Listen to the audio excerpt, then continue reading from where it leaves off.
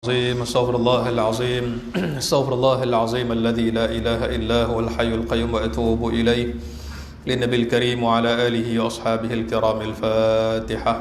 أعوذ بالله من الشيطان الرجيم. بسم الله الرحمن الرحيم. الحمد لله رب العالمين الرحمن الرحيم مالك يوم الدين. إياك نعبد وإياك نستعين اهدنا الصراط المستقيم صراط الذين أنعمت عليهم غير المغضوب عليهم ولا الضالين آمين. السلام عليكم ورحمة الله وبركاته. بسم الله الرحمن الرحيم. الحمد لله رب العالمين والصلاة والسلام على رسول الله صلى الله عليه وسلم وعلى آله وأصحابه أجمعين. اللهم صل على سيدنا محمد الفاتح لما أغلق والخاتم لما سبق والناصر الحق بالحق والهادي إلى صراطك المستقيم وعلى آله وصحبه حق قدره مقداره العظيم.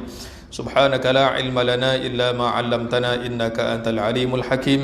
لا حول ولا قوة إلا بالله العلي العظيم. أما بعد. Yang saya muliakan Tuan Imam, Tuan Bilal, Tuan Kuasa, pihak pengurusan Surau Nur Bestari, tuan-tuan hadirin yang dirahmati Allah Subhanahu wa taala.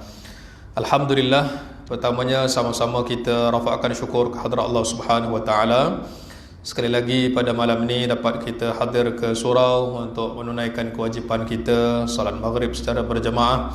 Mudah-mudahan buat masa ini kita i'tikaf di rumah Allah sambil kita menghidupkan majlis zikir, yakni majlis yang akan mengingatkan kita tentang tanda-tanda kebesaran Allah. Dan juga majlis kita ini diharapkan mudah-mudahan dimasukkan dalam kategori majlis ilmu. Duduknya kita dalam majlis ini beserta dengan iringan doa daripada para malaikat. Allah rezekikan kita untuk bersama dengan Nabi sallallahu alaihi wasallam di padang mahsyar nanti. Amin ya rabbal alamin. Tuan-tuan rahmati Allah sekalian, insya-Allah pada malam ni kita akan sambung lagi tema perbahasan kita. Tema perbahasan kita berkaitan dengan qasasul Quran, kisah-kisah yang terdapat dalam Al-Quran. Masih lagi cerita kita berkisah tentang ayah kita yang mula-mula sekali diciptakan oleh Allah Subhanahu wa taala, iaitu baginda Nabi Adam alaihi wassalatu wassalam. Dan dalam Al-Quran, dalam siri cerita Nabi Adam sejak daripada proses diciptakan peringkat awal sampailah fasa mula hidup dekat dunia ini, kisah yang terdapat dalam surah Al-Baqarah dan surah-surah yang lain, Allah turut menceritakan hal tentang musuh manusia, iaitu iblis ataupun syaitan laknatullah. Sehingga kan dia punya pengenalan dan juga jalan cerita itu serentak. Kita tahu siapa Nabi Adam, apa sifatnya, apa ciri-ciri manusia.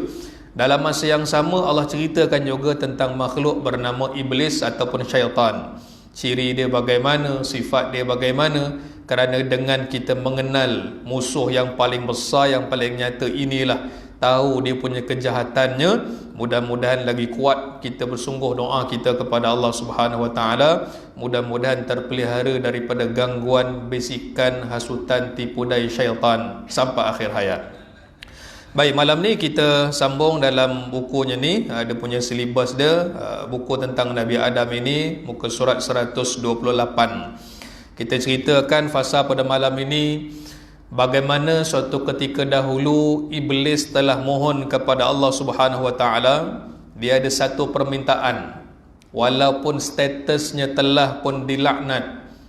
Cerita dalam muka surat 128 ni, maknanya dalam waktu ini status iblis telah pun dilaknat oleh Allah.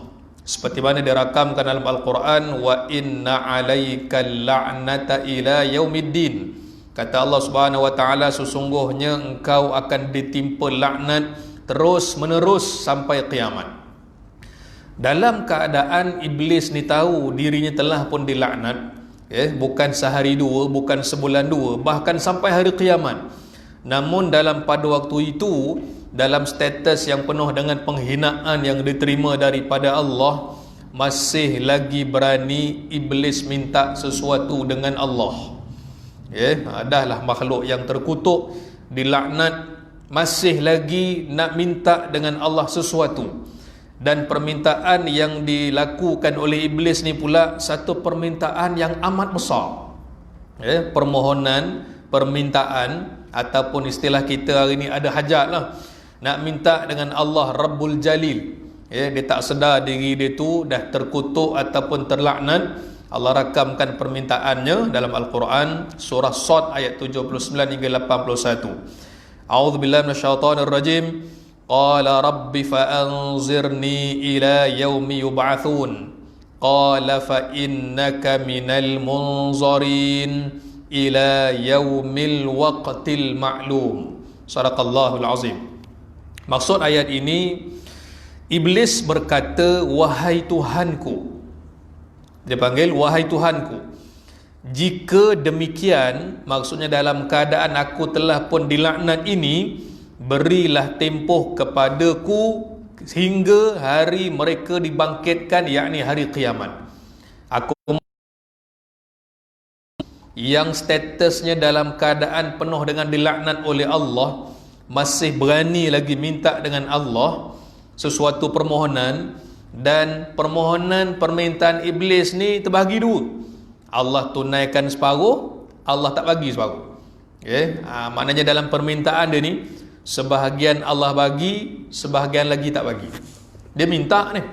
Sebab itu cerita ni, ayat surah Sad ni, sehingga para ulama menyatakan, kalaulah manusia yang berdosa, dia rasa nak doa kepada Allah ni rasa malu sangat, ataupun istilahnya macam putus asa lah nak doa. Kenapa putus asa ni? Aku ni dosa banyak sangat lah, sekian-sekian daripada dulu berpuluh tahun lagi hidup dengan maksiat, rasa macam tak payah doa lah, hidup aku ni penuh dengan dosa. Kalaulah kata ulama orang seperti itu berputus asa, sila bacakan ayat ini. Bayangkan makhluk yang paling dilaknat oleh Allah pun masih lagi doa, dan permintaan sebahagian itu ditunaikan oleh Allah. Kita manusia ni betul lah dengan dosa kecil, dosa besar dan sebagainya, tapi yang penting tidak boleh ada istilah putus harap. Tak nak doa lagi dah. Kerana apa? Itu merupakan satu larangan. Sehingga kan ada seorang badui jumpa dengan Nabi SAW. Ya Rasulullah, kalau hari ni aku berdoa, kemudian lepas ni aku buat baik, tiba-tiba aku buat dosa. Kalau aku bertaubat, kalau aku doa Allah terima lagi tak doa aku? Kata Nabi, Allah terima. Ya Rasulullah, lepas tu aku buat dosa lagi, aku bertaubat, aku doa, Allah terima tak? Allah terima. Kali ketiga dia tanya soalan yang sama, Nabi jawab pun dengan jawapan yang sama, Allah terima. Dia tukar soalan untuk kali keempat. Ya Rasulullah, sampai bila Allah terima doa aku? Dan ketika bila pula kalau aku doa Allah tak terima? Kata Nabi SAW, ketika engkau menyatakan sesuatu yang kamu pohon itu Allah tak terima ataupun Allah tak tunaikan, pada masa itulah memang kamu tak dapat. Mana kalau tanya, kamu dah doa belum? Malah dah doa, memang tak dapat lah. Confirm tak dapat. Kenapa tak dapat? Sebab mulut kamu sendiri sebut tak dapat. Tapi selagi mana kita tidak ada istilah putus asa, ikhtiar kita berterusan mengenangkan baca dalam Quran, kalau iblis yang paling dilaknat pun masih lagi minta sesuatu dengan Tuhan, pun Allah bagi sebahagian, sudah tentu peluang kita ini lagi cerah. Pintu taubat sentiasa terbuka, dan rahmat Allah Subhanahu Wa Taala itu sangat-sangat luas.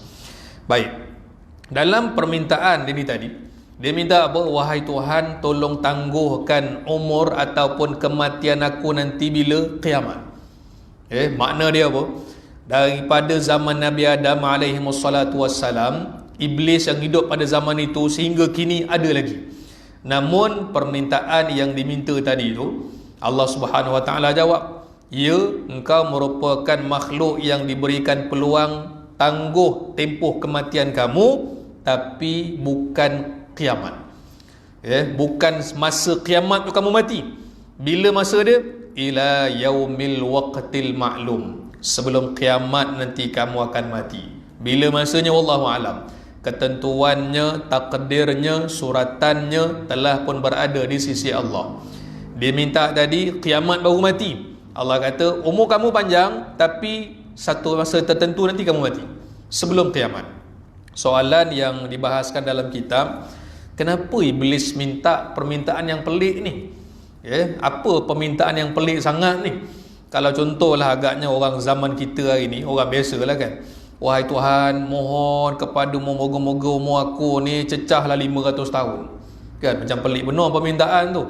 Biasa kalau orang minta doa ni, moga-moga panjang umur dengan iman, makin bertambah umur makin bertambah amalan.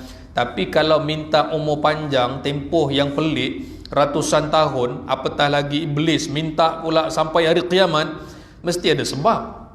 Apa sebab dia minta permintaan yang sedemikian? Sebab disebutkan dalam kitab, mereka ni, iblis ni, makhluk yang keji, pandai berhelah dan mempunyai rancangan jahat yang sangat banyak. Dia ada benda dia nak buat ni, bukan saja-saja dia minta.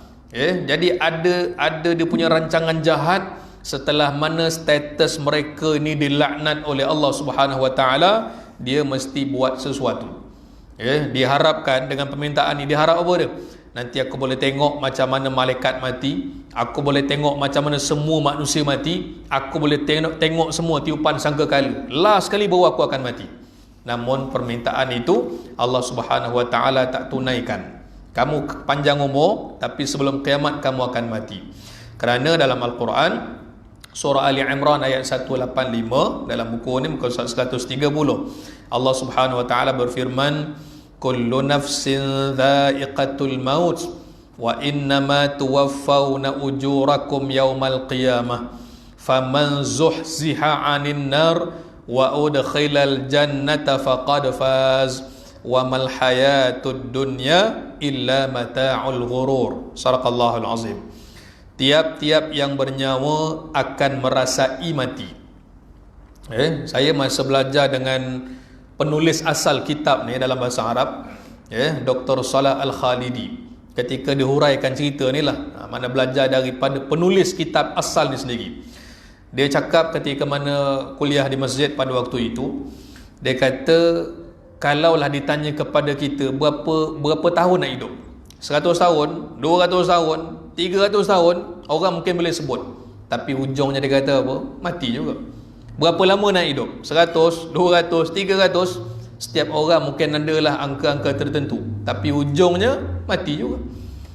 Kerana kehidupan yang tak ada mati hanyalah nanti ketika hari kiamat dalam syurga Allah Subhanahu Wa Taala, yang dipanggil kekal buat selama-lamanya.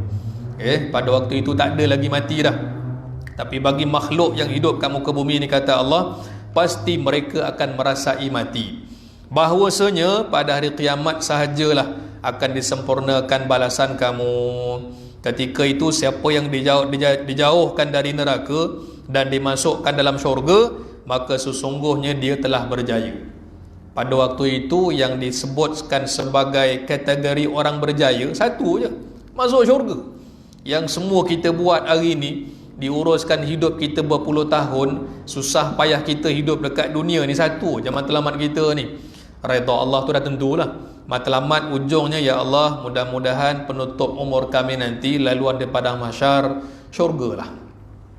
Syurga lah. Dan itu Allah nyatakan faqad faz, sesungguhnya orang macam ni lah yang berjaya. Itu je berjaya. Dan kata Allah Subhanahu Wa Taala, ingatlah kehidupan dunia ini meliputi segala kemewahan dan pangkat kebesarannya, tidak lain hanyalah kesenangan bagi orang yang terpedaya. Umur kita berapa lama lah sangat kan.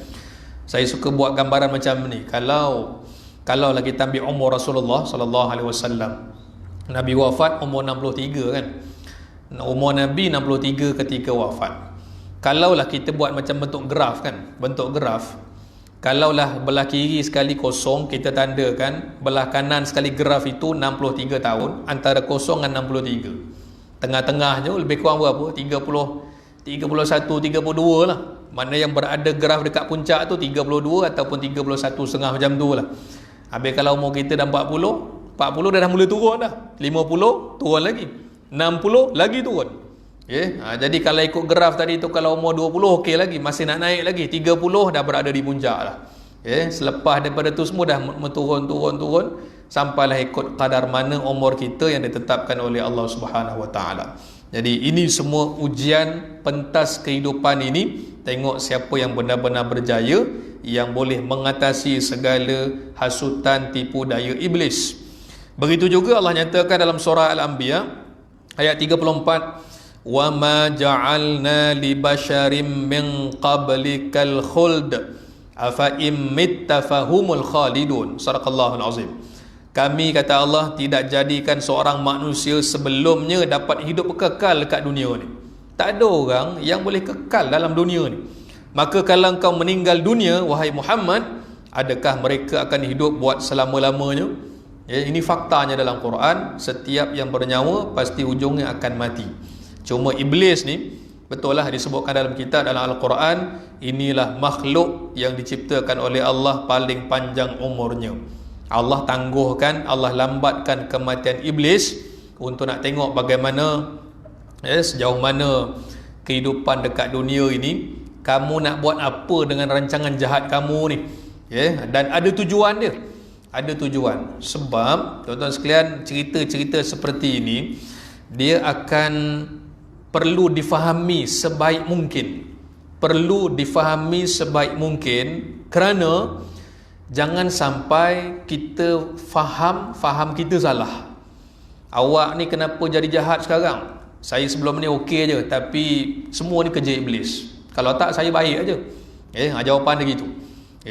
Orang ni tak ngaku dia ni ada masalah ke ataupun dia buat benda tak elok, tapi dia kata apa? Aku buat benda ni sebab iblis lah. Ni semua puncanya iblis. Kalau tak, aku baik aja.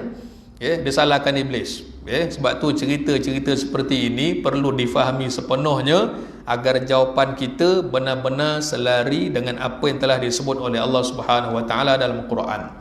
Sebab itu kalau kita ambil cerita sikit kan, yang masa depan dekat padang mahsyar, bila orang yang dipanggil oleh Allah dalam satu perbicaraan mahkamah Allah Subhanahu Wa Taala yang disebutkan dalam Quran, Allah seadil-adil hakim. Ada jawapan macam itu. Wahai hamba-Ku, kenapa kamu jadi macam ni? Wahai Tuhan, aku dulu baik aja, tapi iblis lah yang menyebabkan aku jadi begini, dosa besar dan sebagainya. Iblis disalahkan. Maka dipanggil iblis, wahai iblis, si fulan ni tadi engkau yang hasut dia, engkau yang hasut dekat dunia ni. Apa cerita ni? Wahai Tuhan, aku cuma bagi cadangan je dulu, dia yang ikut. Aku bisik je. Kan aku suruh dia buat sekali je, dia lebih-lebih berpuluh tahun dia buat. Aku cuma bagi cadangan aja. Habis. Kita juga yang kena. Ingatkan dapat lepas lah daripada masalah kat padang mahsyar ni. Rupanya itu jawapan yang dikemukakan iblis di hadapan Tuhan. Ujungnya pada kita juga. Jadi setelah mana kita mengetahui tentang latar belakang iblis laknatullah ni, dan permintaannya kepada Allah Subhanahu Wa Taala untuk panjang umur itu diluluskan sebahagian. Makna diluluskan sebahagian maknanya umur panjang, tapi sebelum kiamat kau mati. Jadi adalah kerja-kerja jahat yang dia buat.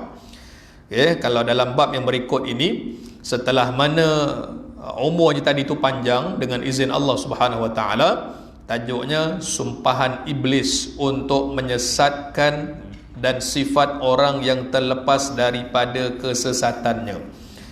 Baik. Setelah mana okeylah umur aku dah panjang, maka dalam Quran Allah merakamkan 3 kali iblis bersumpah di hadapan Tuhan. Bayangkan, bersumpah di hadapan Tuhan untuk menyesatkan manusia. Dia berjanji ni. Iblis berjanji kepada Allah Subhanahu Wa Taala, dan Al-Quran merakamkan 3 cerita tentang bagaimana sumpah iblis di hadapan Allah untuk merosakkan manusia, dan tidak akan ada orang yang terlepas melainkan sebahagian aja. Jadi kita tengok, ini kena hati-hati dalam kita memahami kisah ini, supaya kita nampak, oh macam ni rupanya kerja iblis ni. Macam ni rupanya kerja dia. Kita pergi kepada yang pertama. Kita ambil pada muka surat 134. Yang pertama, dia ada 3 kali sumpah dalam Quran. Apa dia punya kerja dia, ataupun apa kejahatan yang bakal dia buat? Kejahatan dan kerosakan merupakan misi iblis.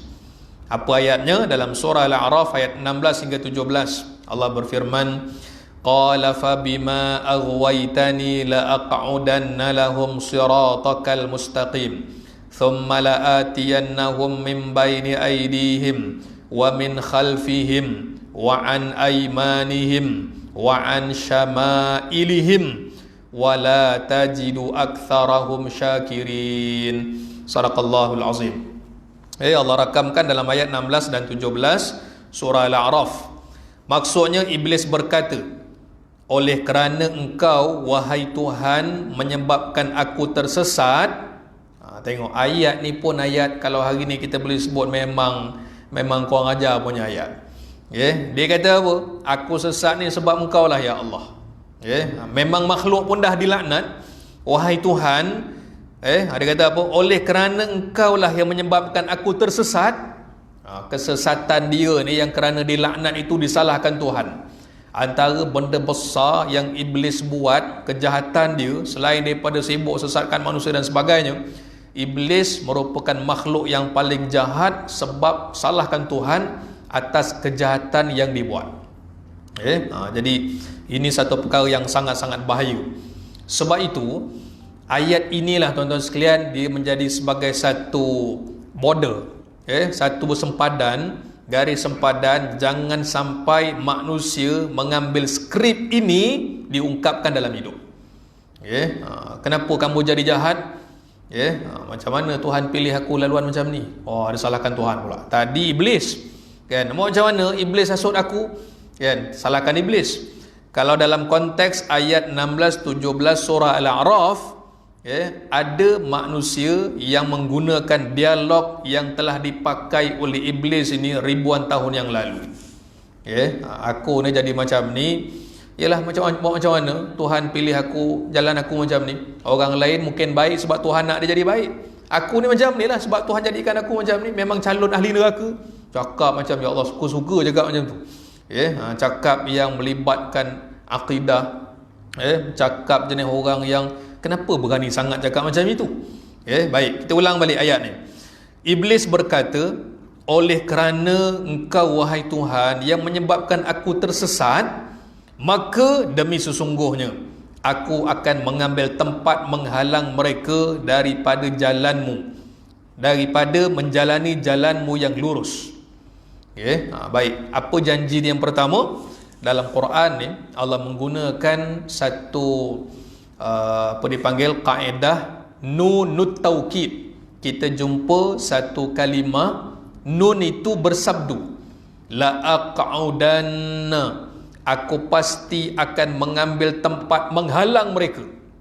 Ini dalam Quran kalau kita belajar sebahagian hukum nahwu lah, ataupun bahagian tentang grammar tata bahasa kan. Satu perbuatan yang ditutup dengan nun yang bersabdu, maknanya ni memang betul-betul nak buat. La aq'udanna lahum siratakal mustaqim, aku akan mengambil tempat menghalang mereka dari menjalani jalanmu yang lurus. Kita minta dalam sembahyang, dalam Fatihah kita, ihdinas siratal mustaqim, tunjukkan kami jalan yang lurus. Maksud kerja iblis ni, la aq'udanna lahum, yang kita bayangkan kalau satu jalan yang lurus, kita nak jalan ni jalan, la aq'udanna maksud dia, aku duduk kat tengah-tengah jalan, supaya dengan sebab aku duduk kat tengah-tengah ni kau terpaksa melenjong juga akhirnya. Patutnya kita lurus saja, tapi maksud dia ni bila diungkapkan la aq'udanna lahum, aku akan duduk untuk menghalang laluan kamu yang lurus itu, akhirnya kau bengkok juga. Akhirnya kau akan corner juga. Itu yang akhirnya kata ulama tafsir, sebahagian daripada benda ni, kerja jahat ni, menyebabkan manusia boleh beri alasan bila buat dosa. Kalau bahasa yang lebih cantik sikit, ada justifikasi lah buat dosa ni. Awak ni kenapa berani sangat ambil rasuah ni? Saya tak makan, saya cuma beli handset je. Yang haram beli makan minum. Kan Nabi kata kalau makanan haram masuk dalam daging kita dosa apa semua. Saya tak beli makanan. Dia pula hujah. Orang ni sangat-sangat bahaya. Awak ni kenapa buat kerja ambil rasuah ni sampai berapa tahun ambil macam ni? Saya tak ambil, saya cuma masuk akaun anak-anak je. Ni tengok. Dia dah mula ada dia punya rasional dia, menyebabkan okey aja, dosa ni tak ada masalah apa pun. Kau jangan rasa benda ni dosa. Aku rasa okey je. Walaupun orang lain dah nampak tanda-tanda yang bila tengok kan, agaknya sipulan-sipulan ni ada duit yang tak bersih ke? Contohnya gitulah kan. Nanti dia pula kata kau mana mandai nuduh. Jadi perkara-perkara seperti ni tuan-tuan sekalian, kita apa kita panggil muhasabah untuk diri kita sendiri. Muhasabah untuk diri kita sendiri, sebab sekarang ni musuh kita nombor satu iblis. Kita hidup kat dunia ni kan, ada musuh macam-macam lah. Orang yang ajak kita buat benda tak elok, ada iblis, ada sebagainya lah. Tapi Quran tetap meletakkan kedudukan syaitan ni apa dia? Inna syaitana lakum aduwwum mubin. Syaitan ni musuh yang paling nyata bagi kamu. Kita biasa kalau nampak musuh depan mata ni lah yang nyata, depan mata kita. Tapi bahasa Al-Quran, musuh yang nyata ni apa? Syaitan, walaupun tak nampak dengan mata kamu. Tapi kesan-kesannya kamu nampak. Cara bercakap, ini macam cakap ada benda tak kena ni. Cara pemahaman kamu, akidah kamu, dan sebagainya. Sebab apa? Iblis kata aku duduk kat tempat yang kamu patut berjalan lurus ni, tapi akhirnya kamu kena corner juga. Na'udzubillah min dzalik. Kemudian kata Allah, iblis cakap lagi. Kemudian dia cakap dengan Allah ni, aku akan datang pada mereka. Pada siapa ni? Pada manusia lah. Pada semua, termasuk kita semua ni. Dari depan, aku akan datang daripada belakang, aku akan datang daripada kanan, daripada kiri. Maknanya apa? Serangan daripada segenap penjuru. Bayangkan kalau orang main bola kan, 90 minit, tiba-tiba pasukan lawan serang tak berhenti-henti, daripada depan, kanan, kiri, 90 minit serang. Betul lah kita kata pertahanan pun kuat, tapi kalau dah 90 minit kena serang, lama-lama bolos juga. Dalam hidup ni, sebab tu kita pun kena ada perisai yang sangat kuat. Sebab iblis mendatangi manusia daripada segenap sudut. Daripada depan tak berjaya, aku datang daripada belakang. Tak berjaya juga daripada kanan, tak berjaya juga daripada kiri. Jadi ini sumpah dia kepada Allah ni. Wahai Tuhan, aku pasti akan rosakkan hidup manusia ni daripada depan, belakang, kanan, kiri. Dan ujungnya kita tengok, dan engkau akan dapati kebanyakan mereka tidak akan bersyukur. Rosaknya manusia ni, dia punya mukaddimah nak jadi orang rosak, hidup mula tak bersyukur. Kerana itu tadi petang tadi saya ada kongsikan sikit pada Haji Zaki untuk kita kongsikan pada jemaah sekalian kan. Ayat 16-17 surah Al-A'raf ni, Nabi SAW berikan kepada kita satu solusi yang sangat baik. Hadis riwayat Abdullah bin Abbas radhiyallahu an. Boleh tengok ada saya print screen dekat handset tu kan, saya screenshot tu kat situ. Satu doa, cuma doa tu saya ambil dia punya sumber. Doa ni daripada hadis Nabi SAW riwayat Abdullah bin Abbas radhiyallahu an. Ada dalam kitab Imam Suyuti dan lain-lain. Riwayat Abdullah bin Abbas ni, Nabi SAW baca doa. Jom kita baca sama-sama, kita baca sekali. Allahumma ja'al fi qalbi nura wa fi lisani nura wa fi basari nura wa fi sam'i nura wa an yamini nura wa an yasari nura wa min fawqi nura wa min tahti nura wa min amami nura wa min khalfi nura waj'al li fi nafsi nura wa a'zim li nura. Baik, doa ni diajar oleh baginda Nabi SAW sebagai perisai terhadap ni tadi, janji iblis yang kata nak datang depan, belakang, kanan, kiri. Nabi ajar kita satu doa ni yang sangat-sangat baik. Apa makna doa ni? Wahai Tuhan, jadikan hati aku ni cahaya. Ada cahaya dalam hati aku. Lidah aku bercahaya, penglihatan aku bercahaya, pendengaran aku bercahaya, bahagian kanan aku cahaya, kiri cahaya, fauqi nura, atas aku cahaya, bawah cahaya, depan aku cahaya, belakang aku cahaya, waj'al li fi nafsi nura, jadikan dalam diri aku cahaya, wa'azim li nura, cerahkan, terangkan cahaya dalam diriku ya Allah. Kerana dengan cahaya-cahaya inilah, maksud cahaya ni macam mana? Kita dapat keberkatan cahayanya mungkin daripada Quran, cahaya daripada doa, cahaya daripada segala amal soleh yang kita lakukan. Jadi bila cahaya yang datang pada kita ni, kat diri kita ni, hati bercahaya, diri bercahaya, kanan kiri atas bawah dan sebagainya, bila dah bercahaya dengan cahaya yang indah, cahaya yang baik, maka insya-Allah dia akan jadi perisai kepada gangguan, hasutan, tipu daya syaitan. Maksud kanan kiri depan belakang ni, sebagian ulama tafsir kata ini kita tengok iblis menggunakan pelbagai jenis senjata. Pelbagai jenis senjata. Ada orang mungkin kalau dengan apa contohnya, dengan duit, dia tak ada masalah sangat, iman dia kuat. Tapi bila bagi jawatan, masalah pula. Kan? Ada orang mungkin dengan duit okey, jawatan okey, tapi sifat dalam diri pemarah pula. Kan? Macam-macam. Sebab itu kita ni bila belajar contoh dalam kitab Siyarus Salikin kan, Imam Al-Ghazali, kenapa diperkenalkan dulu mana sifat-sifat mahmudah, mana sifat-sifat mazmumah? Sebab benda ni semua sebagai sarang ataupun tempat iblis akan bertapak. Iblis boleh masuk ketika orang tak rasional tengah marah, ketika buat dosa-dosa besar, ketika diuji dengan macam-macam lah. Setiap orang ada ujian yang mungkin berbeza dan keputusannya pun berbeza. Bagi orang pertama mungkin lulus, tak ada masalah. Bagi orang kedua pula itu ujian yang cukup besar. Kita tengok orang ni, alah sikit aja ujian kau ni, kan? Tapi bagi kita kalau kena pula lain pula kan. Orang lain nampak kecil tapi bagi orang ni besar pula. Sebahagian orang mungkin diuji contohlah kan dengan sakit. Dia jadi orang yang tenang, orangnya pun mengambil daripada sudut positif aja. Tiba-tiba ada orang lain pula diuji dengan sakit yang sama, keluh ataupun sentiasa keluar daripada lidah dia, aku ni nak mati katnya kot, nak mati. Asal jumpa aje matilah aku kan. Tapi orang lain pula mengenang penyakit yang sama, mudah-mudahan dengan ni Allah hapuskan dosa aku. Jadi sudut yang berbeza.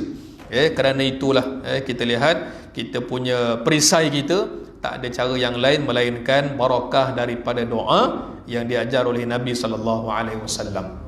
Baik, kita tengok yang kedua pula, sumpah iblis yang kedua di hadapan Allah dalam bab nak menyesatkan manusia. Buku ni muka surat 135 ayat 39 hingga 30 suratul Hijri. Sumpah dia bagaimana pula? Allah ceritakan dalam Al-Quran, qala rabbi bima aghwaytani la uzayyinanna lahum fil ard wa la ughwiyannahum ajma'in illa ibadaka minhumul mukhlasin. Sadaqallahul azim. Maksudnya iblis berkata, wahai Tuhan, kerana engkau telah menjadikan aku sesat. Dia tengok mula-mula tu dah cakap macam tu dah. Maka demi sesungguhnya aku akan memperelokkan segala jenis maksiat kepada Adam dan zuriatnya di dunia. Kerja jahat dia banyak ni. Tadi yang pertama apa? Aku akan ganggu laluan yang lurus, tadi bengkok juga. Itu janji yang pertama. Yang kedua ni, dia kata apa? Aku akan memperelokkan. Kalimahnya dalam Quran ni la uzayyinanna.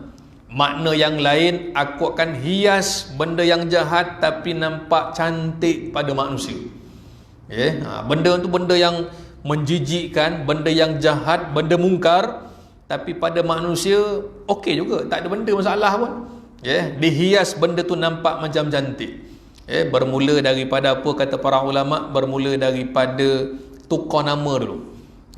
Tukar nama. Benda ni dosa besar ni, tapi nama tu nampak macam tak berapa haram.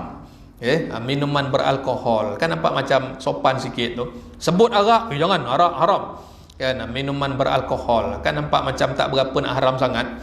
Kan, apa lagi kan? Kan istilah-istilah yang sebutkan apa, zina, rasuah dan sebagainya. Kena sebut sebab itu istilah yang diajar oleh Nabi sallallahu alaihi wasallam. Tapi kalau ditukar nama, ni pun sebahagian juga. Kan, ni bukan rasuah lah, ni duit kopi lah. Duit kopi je pun. Duit kopi, duit buah meja, duit buah tilam, macam-macam istilah lah kan. Bendanya tu juga. Jadi hati-hati dengan perangkap tipu daya syaitan. Sebab kerja dia apa? Aku akan memperelokkan segala jenis maksiat kepada Adam dan zuriatnya dekat dunia ni. Dan aku akan menyesatkan mereka semua. Dia nak sesatkan siapa? Bukan Nabi Adam je. Semua zuriat ni sampai kiamat. Wala ughwiyannahum ajma'in. Semua. Tak ada yang terkecuali. Ini dia punya target dia. Dia bentang paper, semua dia nak sesatkan. Tapi sungguh-sungguh macam tu pun, dia beritahu kepada Allah, ada sekumpulan manusia yang tak boleh dia sesatkan. Dan kita harapkan mudah-mudahan kita masuk dalam kumpulan ini. Siapa dia? Illa ibadaka minhumul mukhlasin. Kecuali di antara zuriat Adam itu terdapat hamba-Mu yang dibersihkan daripada sebarang bentuk syirik. Maknanya ibadahnya ikhlas. Diterjemahkan hamba-hamba yang dibersihkan daripada sebarang bentuk syirik. Ibadahnya ikhlas kepada Allah Subhanahu wa taala. Sebab itu dalam sejarah kehidupan hidup manusia kat dunia ni kan, iblis, kita baca dalam Quran, bila dia kata memang nak buat, dia kata memang nak sesatkan manusia, dia terus bermula serta-merta. Tak ada tunggu nanti zaman, tunggulah agaknya zaman 5-6 generasi daripada Adam, setelah mana bersumpah 3 kali di hadapan Allah, habis mengatakan demikian, saat mana Nabi Adam keluar daripada syurga itu, dia telah mulakan kerjanya. Iblis telah mengatur langkah lebih awal. Itu yang cerita macam mana Nabi Adam dalam syurga kemudian keluar. Itu semua dengan tipu daya dan sebagainya lah. Itu nanti kita bincangkan. Kita tak boleh pula sebut Nabi Adam pun terpedaya dengan syaitan macam mana.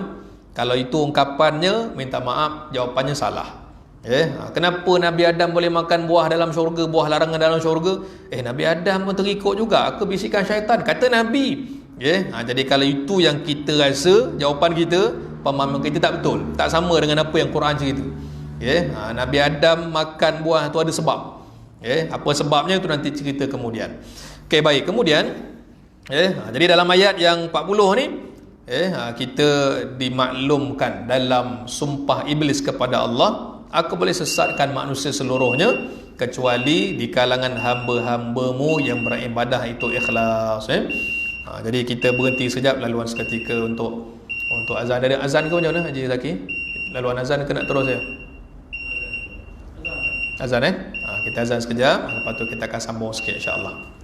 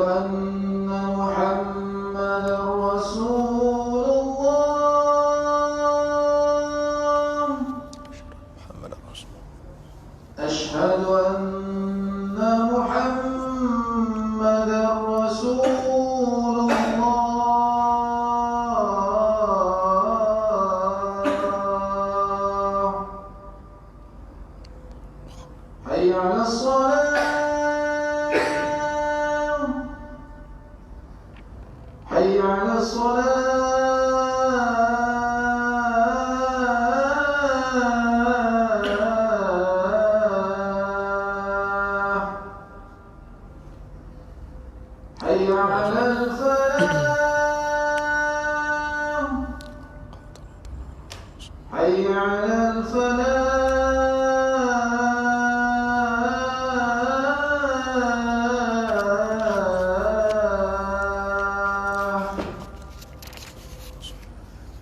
الله أكبر الله أكبر. الله أكبر الله أكبر. لا إله إلا الله.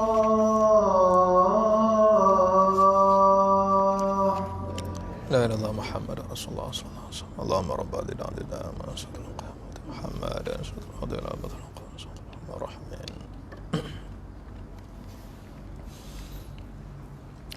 Baik tuan-tuan rahmat Allah sekalian, kita sambung sedikit lagi perbahasan berkaitan dengan bagaimana sumpah iblis di hadapan Allah setelah mana dikurniakan umur yang panjang. Namun dengan umur yang panjang itu iblis teruskan kerja jahatnya dengan tujuan supaya nanti di hari kiamat iblis akan dapat teman yang ramai dalam neraka Allah. Jadi pengikut ataupun kawan yang ramai. Kerana itu soal dia nak menyesatkan manusia ini misi iblis semua sekali, kecuali hamba-hamba Allah yang ikhlas. Yang ikhlas akan terselamat. Jadi kita baca dalam Al-Quran berapa banyak kisah-kisah berkaitan dengan para nabi, berkaitan dengan contoh-contoh terbaik. Ibadah ini dalam apa keadaan sekalipun, bukan sekadar kita nak pastikan rukunnya betul, syaratnya betul dan sebagainya yang zahir itu, tetapi satu perkara lagi yang kita harapkan, mudah-mudahan semua yang kita buatlah, seluruh kehidupan kita, bukan pada sembahyang aja, semua ibadah yang kita lakukan itu benar-benar kerana Allah. Benar-benar kerana Allah. Dan janji yang ketiga kita tengok dalam Quran, dalam buku ni, muka surat 136. Sekali lagi kita akan jumpa kalimah tentang ikhlas ni, surah Sad ayat 82-83. Janji ataupun sumpah iblis di hadapan Allah pun masih lagi menggunakan nun yang bersabdu, qala fa bi'izzatika la ughwiyannahum ajma'in illa ibadaka minhumul mukhlasin. Sadaqallahul azim. Kata Allah Subhanahu wa taala, iblis berkata, demi kekuasaanmu wahai Tuhanku, demi kekuasaanmu wahai Tuhanku. Dia tahu Tuhan yang ciptakan dia, kan dia tahu kan, wahai Tuhan kau ciptakan aku daripada api. Dia tahu Tuhan ni maha pencipta, dia tahu Tuhan maha berkuasa. Tapi kenapa dia tak nak sujud pada Adam? Kan mula-mula pangkal cerita kenapa dilaknat, Allah suruh sujud, kamu tak nak sujud. Hidup bila ada masalah dua perkara. Yang pertama aba, yang kedua wastakbara. Yang pertama kerana dia enggan, memang tak nak buat. Yang kedua wastakbara, rasa diri hebat. Inilah punca masalah yang menyebabkan berlaku masalah yang seterusnya. Jadi dalam hal ini dinyatakan oleh Allah Subhanahu wa taala, dia kata apa? Kata iblis, aku akan menyesatkan mereka semuanya kecuali hamba-Mu di antara zuriat Adam itu yang dibersihkan daripada sebarang kederhakaan dan penyelewengan. Jadi secara rumusan, berdasarkan ketiga-tiga ayat yang menceritakan sumpah dan janji iblis di hadapan Allah, dia punya kesimpulan apa? Ada dua kategori manusia yang selamat. Mudah-mudahan kita termasuk dalam kategori ini. Pertama disebutkan ibadaka. Ibadaka ni apa? Maksud dia kata apa? Sifat ubudiyah yang benar terhadap Allah, melakukan amal ibadah kepadanya, layaklah bagi mereka dapat kemuliaan. Jiwanya jiwa hamba. Hidup kita ni kan ada jiwa, kan ada dalam diri kita ni. Jiwanya jiwa hamba. Kerana itu kita lihat Nabi SAW ketika dijemput oleh Allah dalam satu misi perjalanan agung Isra dan Mi'raj, Allah panggil Nabi dengan gelaran hamba. Subhanalladzi asra bi'abdihi. Maha suci engkau ya Allah yang telah menjalankan hamba-Nya. Walaupun Nabi ini ada nama Muhammad SAW, jawatannya Nabi, jawatannya Rasul, tapi dalam misi itu Allah panggil hamba. Kenapa? Sebab itu merupakan kedudukan yang tertinggi di sisi Allah. Bila orang hidup sebagai manusia tapi berjiwa hamba, insya-Allah dia tak ada cerita bab nak nyombong dengan orang, nak cakap tinggi dengan orang, tak adalah. Sebab kita akan rasa yang kita dapat semua ni pun daripada Allah. Semua kita dapat daripada Allah. Kesihatan kita, mungkin kekayaan, mungkin kesenangan, mungkin apa yang kita dapat ni semua daripada Allah. Tak ada daripada yang lain. Allah tak izinkan, tak dapat benda tu. Kerana Allah izinkanlah akhirnya berada di tangan kita.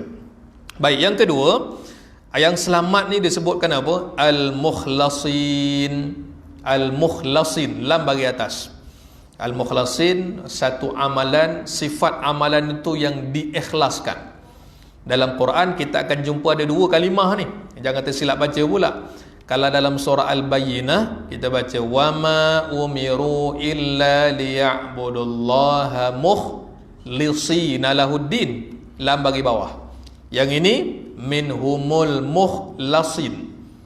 Satu mukhlisin, satu lagi mukhlasin. Dia punya cerita sama ikhlas, tapi dia punya term ayat tadi tu berbeza. Wama umiru illa liya'budullaha mukhlisina lahuddin. Mukhlisin ni cerita orangnya. Hendaklah kamu jadi hamba yang kamu buat sesuatu tu benar-benar ikhlas. Kamu buat tu ikhlas, orang tu ikhlas. Tapi kalau sifat ataupun amalan yang dibuat tu ikhlas, dipanggil mukhlasin bagi atas.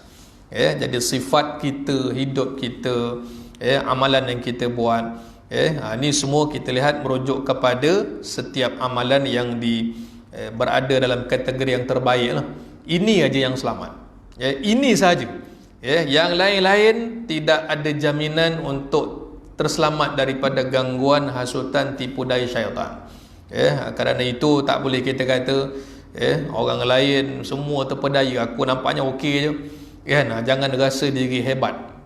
Kerana itu kalau kita tengok satu kisah yang disebutkan oleh baginda Nabi SAW, kisah akhir zaman. Kita baca dalam bab apa dipanggil babul fitan, hadis-hadis akhir zaman.